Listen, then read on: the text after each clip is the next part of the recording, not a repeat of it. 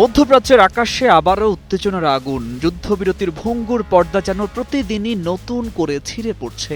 এবার আলোচনায় যুক্তরাষ্ট্রের অত্যাধুনিক ড্রোন ভূপাতিত হওয়ার ঘটনা। ইরান দাবি করেছে তারা নিজেদের আকাশ সীমায় একটি শক্তিশালী নজরদারি ড্রোন ধ্বংস করেছে। ঘটনাটি ঘিরে আন্তর্জাতিক মহলে শুরু হয়েছে নতুন করে তোলপাড়। আর সেই উত্তাপে আবারও প্রশ্নের মুখে যুক্তরাষ্ট্রের প্রযুক্তিগত শ্রেষ্ঠত্ব। নগদ নিয়ে এলো হার না মানা হার অফার। সর্বনিম্ন 10,000 টাকা রেমিটেন্স নগদে পাঠালে থাকছে স্বর্ণের হার জেতার সুযোগ।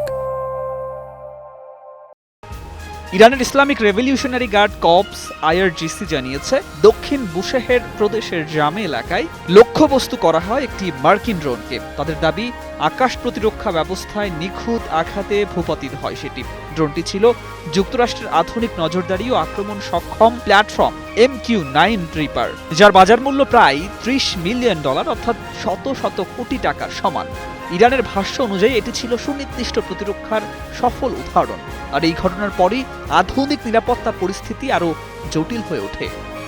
এর আগে হরমুজ প্রণালীর কাছে একটি মার্কিন অ্যাপাচি হেলিকপ্টার বিধ্বংস হওয়ার খবরও সামনে আসে। ঘটনার পরপরই দুই পক্ষের মধ্যে পাল্টাপাল্টি হুমকি ও হামলার অভিযোগ ওঠে। মার্কিন প্রেসিডেন্ট ডোনাল্ড ট্রাম্প এই ঘটনার জন্য সরাসরি ইরানকে দায়ী করেন। তিনি কঠোর জবাবের ঘোষণা দেন, যা পরিস্থিতিকে আর উত্তপ্ত করে তোলে। মাত্র কয়েক ঘন্টার ব্যবধানে অঞ্চলে সামরিক তৎপরতা বেড়ে যায়। মধ্যপ্রাচ্যের আকাশ তখন যেন পরিণত হয় এক অনিশ্চিত যুদ্ধক্ষেত্র। এরপর যুক্তরাষ্ট্রের সামরিক বাহিনী ইরানের উপকূলীয় অঞ্চলে হামলার দাবি তোলে।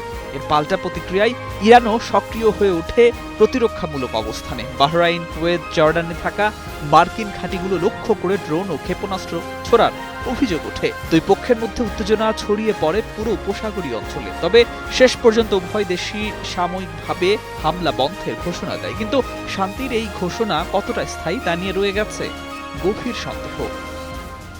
বিশ্লেষকদের মতে এটি শুধু একটি ড্রোন ভূপাতিত হওয়ার ঘটনা নয়, বরং এটি যুক্তরাষ্ট্রের প্রযুক্তিগত আধিপত্যের বিরুদ্ধে এক প্রতীকী চ্যালেঞ্জ। ইরান দাবি করছে তারা আধুনিক আকাশ প্রতিরক্ষায় নতুন সক্ষমতা অর্জন করেছে। অন্যদিকে ওয়াশিংটন এখনও আনুষ্ঠানিকভাবে ক্ষতির পূর্ণাঙ্গ স্বীকৃতি দেয়নি। দুই শক্তির এই মুখোমুখি অবস্থান বিশ্ব রাজনীতিতে নতুন অস্থিরতা তৈরি করেছে। আর মধ্যপ্রাচ্য আবারও দাঁড়িয়ে আছে অনিশ্চিত ভবিষ্যতের এক কঠিন মোড়ে। News desk, 21 television.